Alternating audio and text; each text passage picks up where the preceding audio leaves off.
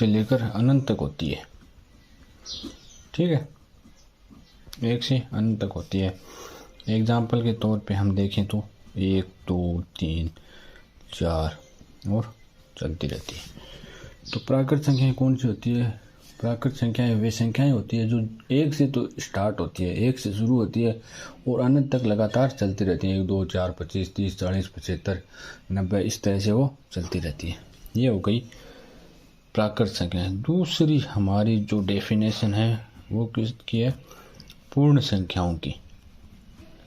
दूसरी हमारी कौन सी संख्याएं हैं? पूर्ण संख्याएं। तो पूर्ण संख्याएं कौन सी होती है? यह संख्याएं 0 से अनंत तक होती है। ये संख्याएं 0 से अनंत तक होती है। और हम दूसरी भाषा में बात करें तो क्या कह सकते हैं? हम कह सकते हैं कि प्राकृत संख्याओं में अगर 0 को शामिल कर ले तो वो कौन सी संख्याएं हो जाएंगी? पूर्ण संख्याएं। तो पूर्ण संख्याएं कौन सी होगी? 0 1 2 इस तरह से चलती चलती अनंत तक चलती रहेगी। तो इसमें क्या है? इन दोनों संख्याओं में क्या अंतर है? 0 का अंतर है। अगर 1 से अनंत तक जा रही है संख्याएं तो होगी प्राकृत संख्याएं, और अगर 0 से अनंत तक जा रही है संख्याएं तो वो हो जाएंगी पूर्ण संख्याएं। तीसरा है हमारा पूर्णांक संख्याएं। तीसरी संख्या कौन सी है? पूर्णांक संख्याएं। ये क्या होगी? सभी पूर्ण संख्याएं तथा ऋणात्मक संख्याएं। कौन सी? ऋणात्मक संख्याएं 0 के साथ मिलकर, 0 के साथ मिलकर पूर्ण बनाती है।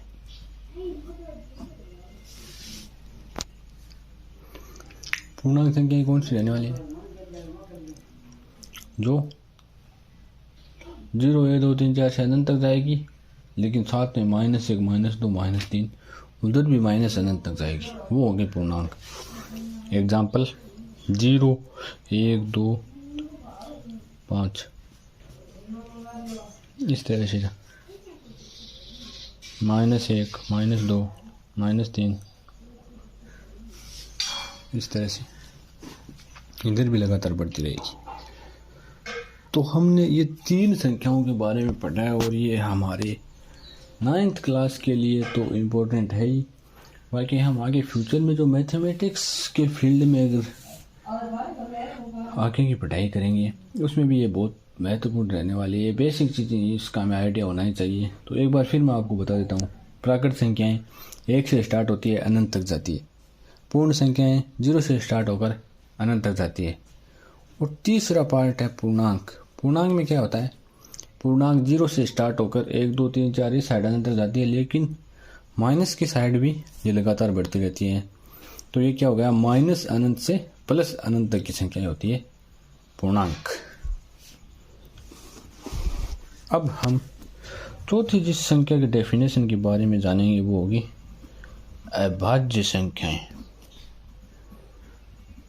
इसके बारे में पहले लिख लेते हैं, फिर मैं आपको समझा दूंगा। 1 से बड़ी वे प्राकृत संख्याएं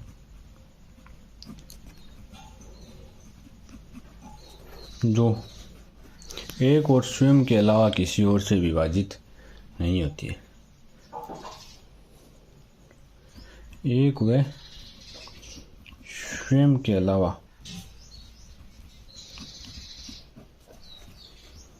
किसी और संख्या से विभाजित नहीं होती है। अब इसको समझो। अभाज्य संख्याओं के लिए क्या डेफिनेशन है कि एक से बड़ी वे संख्याएं। अब एक को हम शामिल नहीं कर रहे, एक न तो भाज्य न अभाज्य, ठीक है। तो एक से बड़ी वे संख्याएं जो एक और स्वयं के अलावा किसी और से विभाजित नहीं होती। एग्जाम्पल के तौर पे इसमें वो संख्या आ जाएंगी। अब एक से तो सभी संख्याएं विभाजित होती है और स्वयं से भी सभी संख्याएं विभाजित होती है। अगर इसके अलावा कोई एक भी संख्या से विभाजित हो रही तो वो भाज्य संख्याएं हो जाएंगी। ये 2, 3, 5, 7, 11 ये कौन सी संख्याएं हो गई? अभाज्य संख्याएं। ये 2 है तो ये 1 और 2 के अलावा किसी से विभाजित नहीं होगा। ये 3 है तो ये 1 और 3 के अलावा किसी से विभाजित नहीं होगा। स्वयं मतलब जो कुल संख्या, अगर इसके अलावा इनका कोई भी एक गुणनखंड मिल जाएगा हमें जिससे विभाजित हो रहे हैं तो वो अविभाज्य संख्या नहीं होती। ये हो गया। 5वीं डेफिनेशन हम भाज्य संख्याओं की।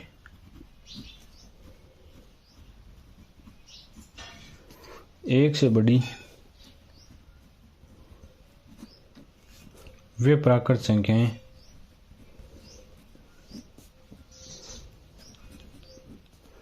जो एक और स्वयं के अलावा किसी और से विभाजित हो जाए। जो एक और स्वयं के अलावा किसी और से विभाजित हो जाए। इसमें क्या है? इसमें है कि ऐसी प्राकृत संख्याएं एक से बड़ी जो एक और स्वयं के अलावा भी किसी और संख्या से विभाजित होती है। देखो 4 एक से हो रही है, 4 स्वयं से हो रही है, लेकिन ये साथ में 2 से भी हो रही है। तो हमारी कंडीशन क्या है? स्वयं और एक के अलावा अगर किसी एक से भी हो रही है विभाजित तो वो क्या हो जाएगी? भाज्य संख्या हो जाएगी। इसी तरह हम बात करें 6 की, 8, 9 ये सारी संख्याएं क्या है? भाज्य संख्याएं हैं, ठीक है। उसके बाद में हमारा सबसे मोस्ट इम्पोर्टेंट कॉन्सेप्ट इस लेक्चर को पढ़ने के लिए वो है परिमेय संख्या।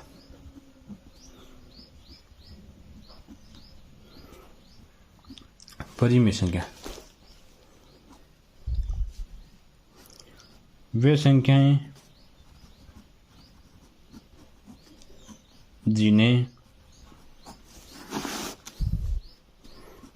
P/Q के रूप में लिखा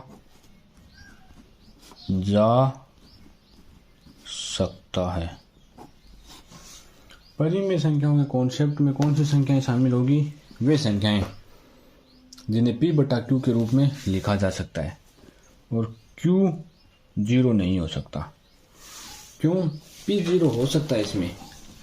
P अगर 0 होगा तो वो P/Q के रूप में लिखी जा सकती है, लेकिन Q अगर 0 हो गया तो वो संख्याएं क्या हो जाएगी? बट्टे में 0 आने का मतलब अपरिभाषित हो जाएगी, उसको हम डिफाइन नहीं कर पाएंगे। डिफाइन नहीं कर पाएंगे तो फिर P/Q के रूप में लिखने का उनका कोई सेंस नहीं रहेगा। तो ये है परिमेय संख्याएं।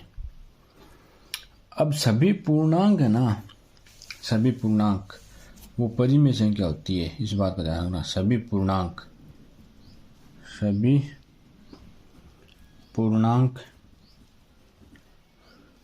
परिमेय संख्या होती है। सभी पूर्णांक क्या होती है? परिमेय संख्या होती है। मतलब इस लाइन का मतलब क्या हुआ? 0, 1, 2, 3, 4, 5, 6, 7 इस तरह से, और -1, -2, -3 ये संख्याएं क्या होती है? परिमेय संख्याएं होती है। इस बात का आपको विशेष ध्यान रखना है।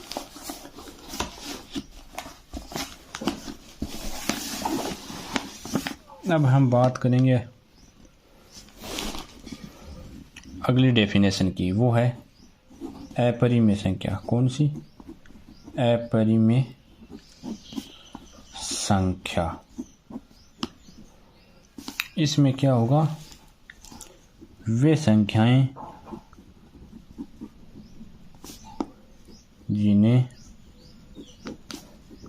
P/Q के रूप में नहीं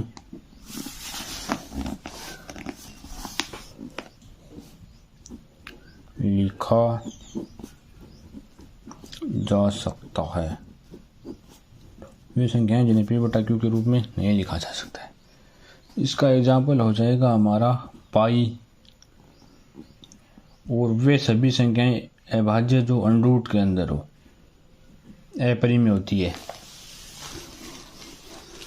क्या? वे सभी संख्याएं जो अंडरूट के अंदर है और अभाज्य है। कौन सी संख्या होगी? अपरिमेय संख्या। ठीक है, ये हमारी डेफिनेशन नंबर 7। अब 8वीं डेफिनेशन है वास्तविक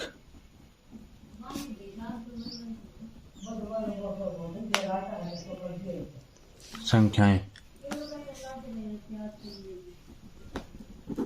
सभी संख्याओं का समूह।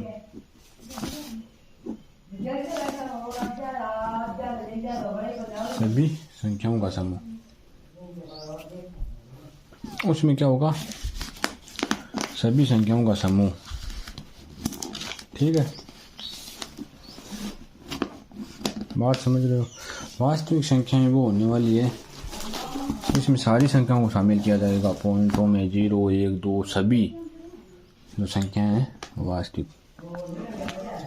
अब हम एक कॉन्सेप्ट लेकर आएंगे जिसकी बात करेंगे, जो इसमें आगे हमारे काम आने वाला है। वास्तविक संख्याएं व उनके दशमलव प्रसार। आगे का जो हमारा कॉन्सेप्ट है वो है वास्तविक संख्याओं का दशमलव प्रसार। तो दशमलव प्रसार 3 तरह के होते हैं। एक होता है शांत, एक होता है अशांत आवर्ती और एक होता है अशांत अनावर्ती। ठीक है, पहले की बात करेंगे शांत। शांत दशमलव प्रसार कौन सा होता है? ये जो स्थिति होती है, इस स्थिति में शेषफल क्या होता है? शून्य हो जाता है। पकड़ना बात को कि जो शांत दशमलव प्रसार की स्थिति, उसमें क्या है? शेषफल शून्य हो जाएगा। जैसे हम किसी संख्या में भाग देंगे, भाग चाहे कितनी बार जाए, 5 बार, 10 बार, 15 बार, लेकिन हम भाग करते रहेंगे तो हमें अंत में क्या शेषफल क्या प्राप्त होगा? शून्य प्राप्त हो जाएगा। इस स्थिति को कहते हैं हम शांत दशमलव प्रसार। ठीक है, एग्जाम्पल के तौर पर कोई ले लीजिए आप, 5/2 हो गया, 1/2 हो गया। इसमें 5 में 2 का भाग देंगे तो 2 एकम 2, 2 दूना 4, 2 बार 1 बचा, 1 में भाग जाएगा नहीं, तो फिर हम क्या करेंगे? 0 ले लेंगे, तो ये कितना हो जाएगा? 10। वहाँ पे पॉइंट लग जाएगा, तो 2, 5, 10, तो ये कितना हो गया? 2.5। इसी तरह से दूसरा है अशांत आवर्ती। अशांत आवर्ती दूसरा दशमलव प्रसार कौन सा होने वाला है? अशांत होने वाला है और आवर्ती।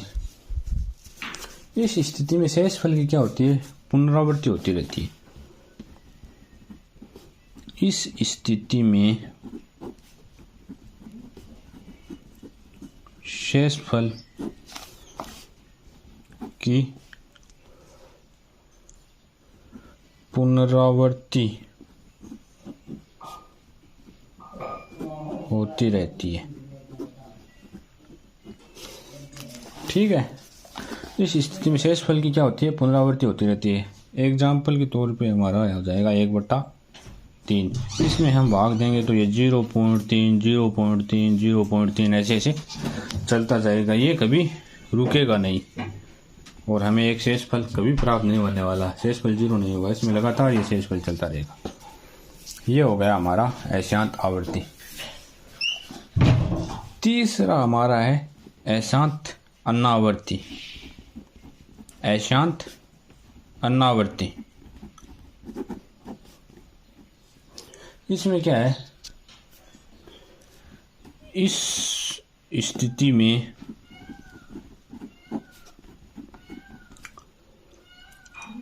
शेषफल की पुनरावृत्ति नहीं होती है, नहीं होती है। इस स्थिति में क्या है, शेषफल की पुनरावृत्ति नहीं होती है। ठीक है, ये बात हो गई। तीनों समझ में आ गए। शांत में क्या है, शेषफल 0 हो जाएगा, हम भाग देंगे 0 हो जाएगा। दूसरे में अशांत में क्या है, शेषफल 0 भी नहीं होगा और वही शेषफल लगातार चलता रहेगा, मतलब उसी की लगातार पुनरावृत्ति होती रहेगी। उसे कहते हैं अशांत आवर्ती या अशांत पुनरावृत्ति। तीसरा है अशांत अनावर्ती। उसमें शेषफल 0 तो नहीं होगा, शेषफल लगातार चलता रहेगा, लेकिन आवर्ती से नहीं होगा कि भाई 3 2 3 2 3 2 चल रहे हैं, कभी 3 कभी 4 कभी 7 कभी 8 कभी 5 कभी 4 कभी 9, इस तरह से लगातार अलग अलग सीक्वेंस में वो चलता रहेगा। ये तो हमारी हो गई कुछ बेसिक डेफिनेशंस जो हमें इस लेक्चर में आगे इस एक्सरसाइज में आगे के क्वेश्चंस को सॉल्व करने में काम आने वाली है। इसके बाद में हम एक नियम देखेंगे, उसे कहेंगे घातांक नियम, कि किसी संख्या पे जो पावर लगी होती है उसको किस तरह से सॉल्व किया जाता है। फर्स्ट रूल है इसमें, मान लो कोई संख्या a है तो उसकी घात m और वही संख्या a की घात n है।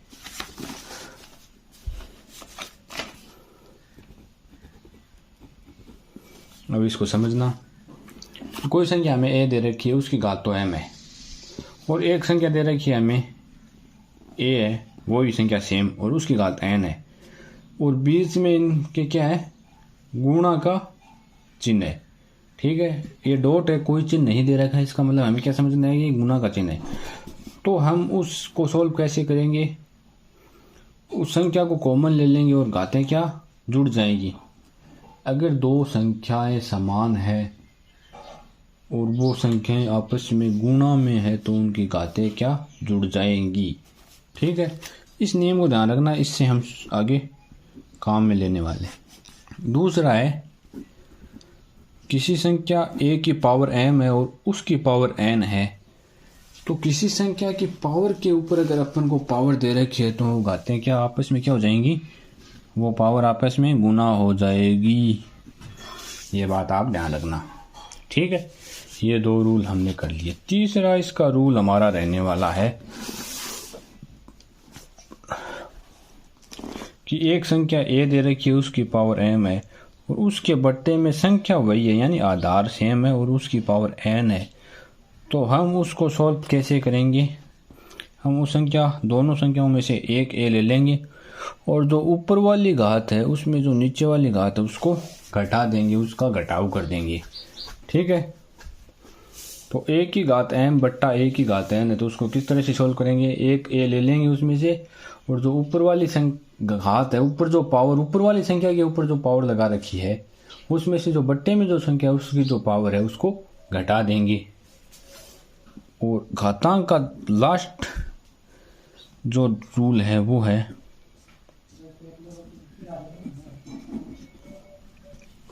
कि कोई संख्या a है उसकी घात m है और कोई दूसरी संख्या b है उसकी घात m है, यानी दो अलग अलग संख्या है लेकिन उनकी घातें क्या है, सेम है। तो क्या हो जाएगा, उन दोनों संख्याओं को गुणा कर देंगे और एक घात उसकी दोनों के ऊपर आ जाएगी। ठीक है, यदि किसी संख्या की घात m है और दूसरी संख्या की घात भी m है, मतलब आधार अलग अलग है, घातें सेम है, तो हम उन दोनों संख्याओं को गुणा करके एक ही घात उन पे लगा देंगे। अब हम थोड़ा सा डिस्कस कर लेंगे जो आज हमने पढ़ा है। आप इसका स्क्रीनशॉट ले सकते हो। वैसे पढ़ाते टाइम तो ये हाथ इधर उधर ऐसे होता रहता है, लेकिन अब आप आराम से इसका स्क्रीनशॉट ले सकते हो, समझ सकते हो। तो हमने आज क्या पढ़ा उसको 1 मिनट में हम रिवाइज कर लेते हैं कि आज क्या क्या पढ़ा हमने। पहली डेफिनेशन है 9th क्लास की जो संख्या पद्धति है, 9th क्लास का जो फर्स्ट चैप्टर है संख्या पद्धति, उसकी बात कर रहे हैं हम यहाँ पे। उसमें पहली जो डेफिनेशन है उसकी है प्राकृत संख्या। तो प्राकृत संख्या क्या होती है? ये एक ही स्टार्ट होती है और अनंत तक चलती रहती है। एग्जाम्पल के तौर पे 1 2 3 4 इस तरह से अनंत तक चलेगी। दूसरी जो डेफिनेशन हमारी है वो है पूर्ण संख्या। पूर्ण संख्या क्या होती है? 0 से अनंत तक होती है, ठीक है। 0 से शुरू होती है और अनंत तक चलती रहती है।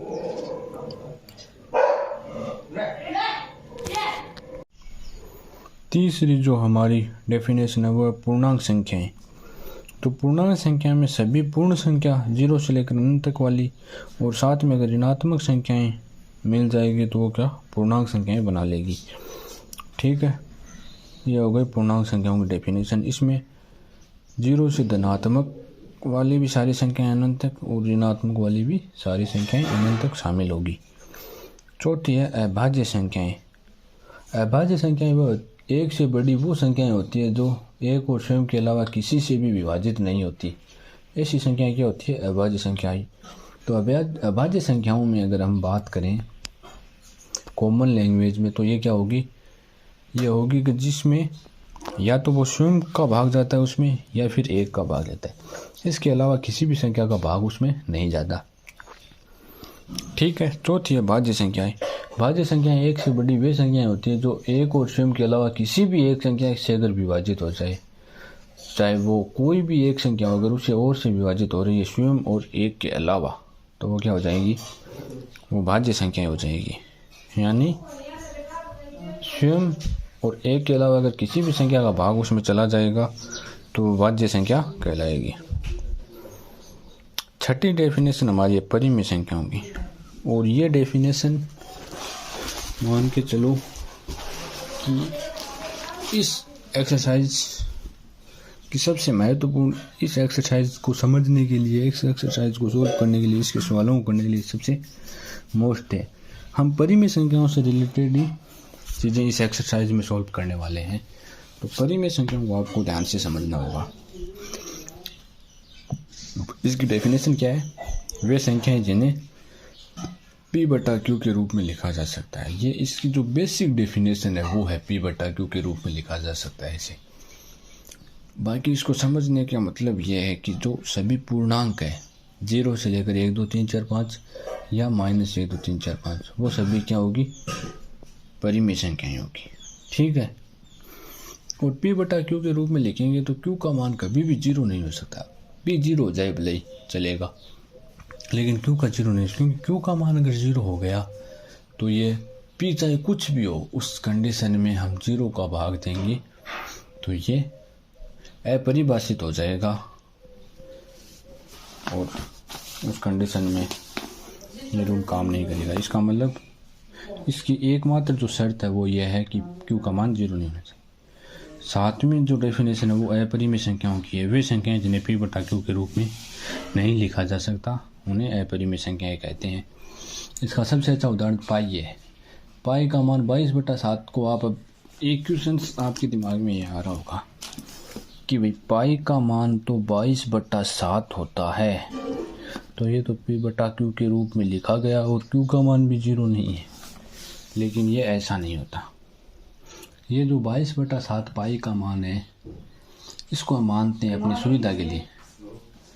जो इसका वास्तविक मान होता है वो होता है 3.14 और ये लगातार चलता रहता है। तो ये मान होता है इसका वास्तविक, और इसे P/Q के रूप में नहीं लिखा जा सकता। इसलिए पाई क्या हो गई? अपरिमेय संख्या हो गई। उसके अलावा वे सभी संख्याएं जो अभाज्य हो और अंडरूट के अंदर हो वो भी अपरिमेय होती है। वास्तविक संख्या सभी संख्याओं का समूह होता है वास्तविक संख्या, जिसे R से डिनोट करते हैं अपन। उसके अलावा हम बात करेंगे संख्याओं के दशमलव प्रसार की, वास्तविक संख्या में उनके दशमलव प्रसार। तो जो पहला है वो है 3 प्रकार के दशमलव प्रसार हो सकते हैं। शांत हो सकता है, अशांत हो सकता है, और अशांत में भी 2 पार्ट होते हैं, एक आवर्ती और एक अनावर्ती। ठीक है, तो जो पहला है शांत, उसको हम किस तरह से डिफाइन करते हैं कि इस कंडीशन में जो शेषफल है वो क्या हो जाता है, 0 हो जाता है। हम किसी भी संख्या में भाग देंगे किसी का, तो जितनी बार भी भाग जाए, 2 बार, 10 बार, 5 बार, लेकिन अंत में हमें शेषफल क्या, 0 प्राप्त हो जाएगा। तो इस कंडीशन को हम क्या कहते हैं, शांत दशमलव प्रसार। एग्जाम्पल आपको यहाँ पे दे ही रखे हैं, 5/2 और 1/2। ये किसके एग्जाम्पल है, शांत दशमलव प्रसार के एग्जाम्पल है। अब बात करेंगे हम दूसरा, अशांत आवर्ती। तो अशांत आवर्ती का मतलब आप खुद समझ सकते हो कि आवर्ती यानी लगातार पुनरावृत्ति हो रही है, लगातार चल रहा है। ठीक है, तो ये क्या हो गया, इसमें शेषफल 0 नहीं होने वाला, लेकिन जो शेषफल है उसकी भी पुनरावृत्ति होती रहती है, लगातार वो जाता रहता है, जैसे 0.3333 या 0.444 लगातार चलता रहता है। ठीक है, तो इस तरह लगातार चलता रहता है। तो जिस अंक की पुनरावृत्ति होती है हम उसके ऊपर ये बार लगा देते हैं। क्या, ये जो आपको यहाँ पे चिन्ह दिखाई दे रहा है किसका है, बार का, 0.3 बार। ठीक है, ये हो गया अशांत आवर्ती का पार्ट। अब जो तीसरी डेफिनेशन और दशमलव प्रसार का जो तीसरा और अंतिम रूप है वो है अशांत अनावर्ती। इसमें क्या रहने वाला है, इसमें क्या है कि शेषफल 0 तो प्राप्त नहीं होगा, लेकिन शेषफल की पुनरावृत्ति भी नहीं होगी। मतलब लगातार एक अलग शेषफल हमें मिलता रहेगा, कभी 1, कभी 5, कभी 7, कभी 9, इस तरह से लगातार शेषफल अलग अलग चलते रहते हैं। कभी भी 0 नहीं होगा, कभी भी रुकने वाला नहीं है, लगातार चलेगा, लेकिन आवर्ती नहीं होगी। ठीक है, ये हो गया। ये हमारी कुछ बेसिक 5-8 डेफिनेशन थी जो इस एक्सरसाइज को सोल्व करने में हमारे लिए काम में आने वाली है। इसके बाद अपना एक रूल है जो इस लेक्चर का अंतिम रूल है आज का। उसके बाद इसके आगे का पार्ट हम अगले वाले लेक्चर में करने वाले हैं। तो इस लास्ट रूल को समझ लेते हैं। ये क्या है, घातांक का नियम। ठीक है, तो इसमें क्या है, घातांक का जो नियम है इसका मतलब है कि भाई कोई संख्या घात में या पावर में दे रखी है तो उसको हमें सोल्व करना है। वो कैसे करेंगे, उसके लिए कुछ नियम बताए गए हैं, बनाए गए हैं। तो पहला जो रूल है कि कोई संख्या a दे रखा है, उसकी पावर m है, और उसके साथ गुणा में वही संख्या a है लेकिन उसकी पावर क्या है, n है। तो उसको सोल्व कैसे करेंगे, हम a को उभयनिष्ठ कॉमन निकाल लेंगे और उसके दोनों घात क्या हो जाएगी, जुड़ जाएगी। मतलब सेम संख्या पे 2 अलग अलग पावर है और वो गुणा में है तो उनकी घातें जुड़ जाती है। पहला रूल हो गया, समझ में आ गया होगा।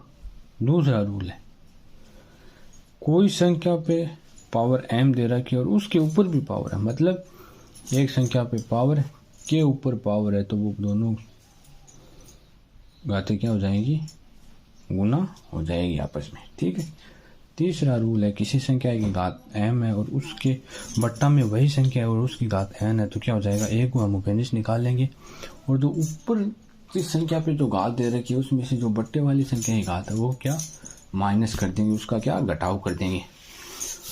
और अब लास्ट और चौथा घातांक नियम है कि कोई संख्या a है उसकी घात m है और कोई संख्या b है अलग, उसकी घात भी m है। अगर दोनों संख्या की घात सेम है तो दोनों संख्या आपस में गुना हो जाएगी और उसके ऊपर घात m लिख दी जाएगी। ठीक है, तो ये था 9th क्लास की जो पहली एक्सरसाइज है संख्या पद्धति, उसका इंट्रोडक्शन पार्ट, जिसमें हमने कौन सी डेफिनेशन काम में आने वाली है उनको समझा है। अब हम अगले लेक्चर में जो संख्या पद्धति की फर्स्ट एक्सरसाइज है 1.1 उसके क्वेश्चंस को सॉल्व करेंगे। तो मैं आशा करता हूँ आपको ये क्लास अच्छी लगी होगी और समझ में आई होगी। बहुत बहुत धन्यवाद।